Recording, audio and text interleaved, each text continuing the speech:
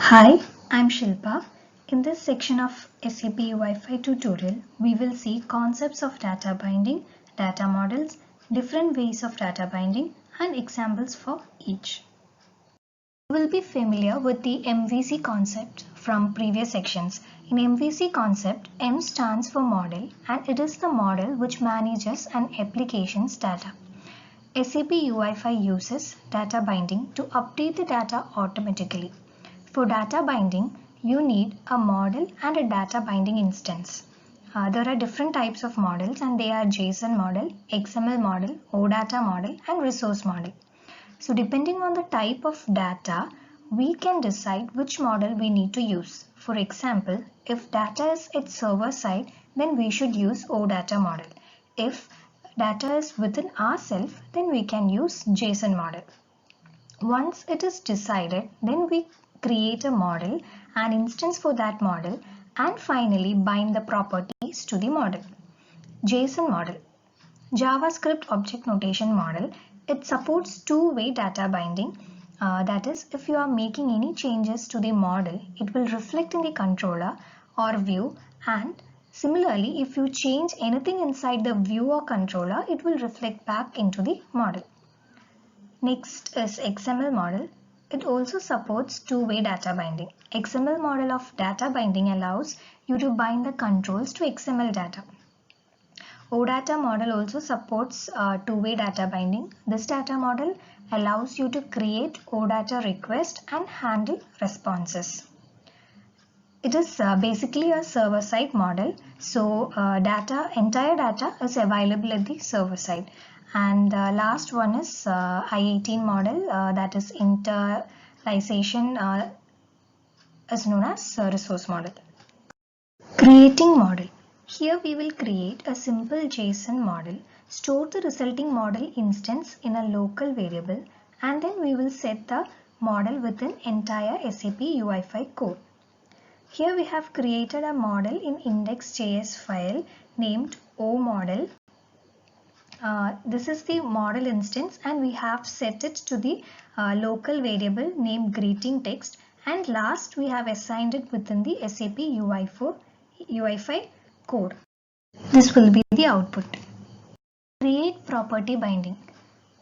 The text property of the sap.m.text control is set to the value /greeting text. So here in the code we can see curly brackets. The curly brackets enclosing a binding path are automatically interpreted as a binding. These binding instances are called property bindings. Two-way data binding. As we said earlier, it handles the transport of data from both the control to model and back from the model to control. We also call it as bidirectional bindings. In this example, we have created a new folder called view and then created an XML file named app.view.xml inside it.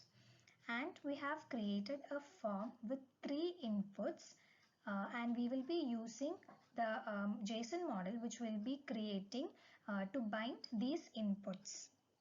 Here we have created a model with some data, first name, last name, enable, panel header text, and we have binded this model to the form we have created in the XML view.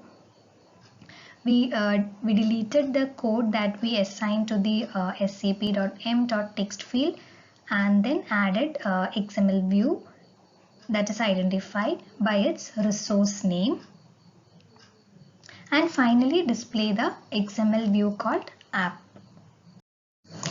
This is the output. Now the input fields are automatically enabled or disabled in response to the state of the checkbox. While selecting the checkbox, it will be activated. While disabling it, it will be disabled. One-way data binding. One-way data binding is unidirectional. That is, we can only bind the data from the model to the view or from the view to the model.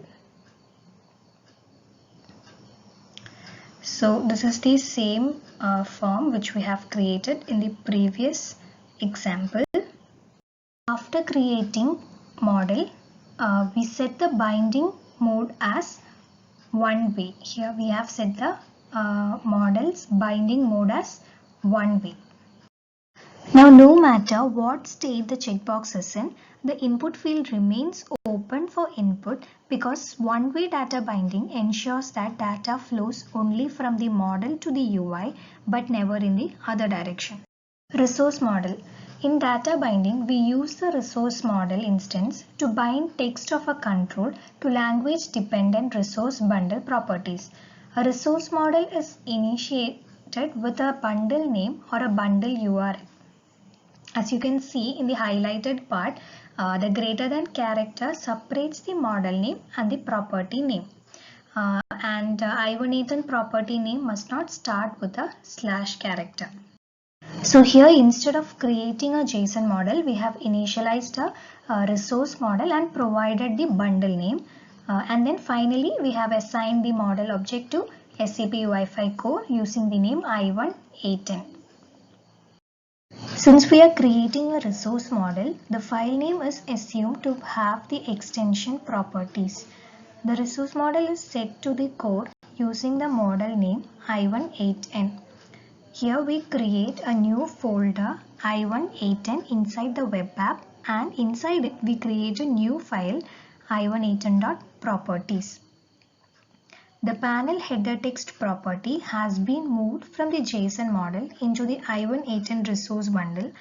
Also, the labels are no longer hard-coded in the XML view. This is because all of these text fields need to be translated.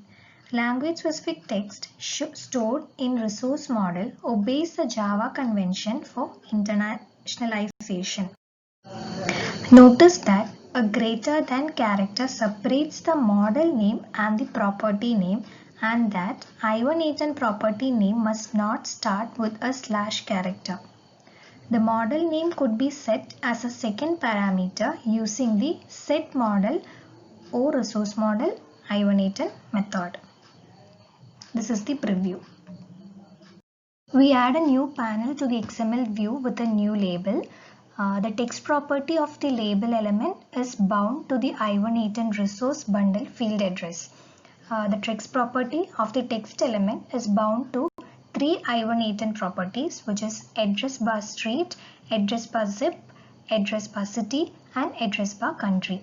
The resulting address format is achieved by separating each one of these model property references with a hard-coded new line character, while zip and city are separated by a space. The JSON model object now contains an additional sub-object called address. Within this object are four properties: street, city, zip, and country. This will be the output. You can see the newly added panel, which is the address details, and the newly added property address and its corresponding sub-address, the sub-properties of address. That's all for this section. Rest of the topics will be covered in the upcoming sections. Thank you.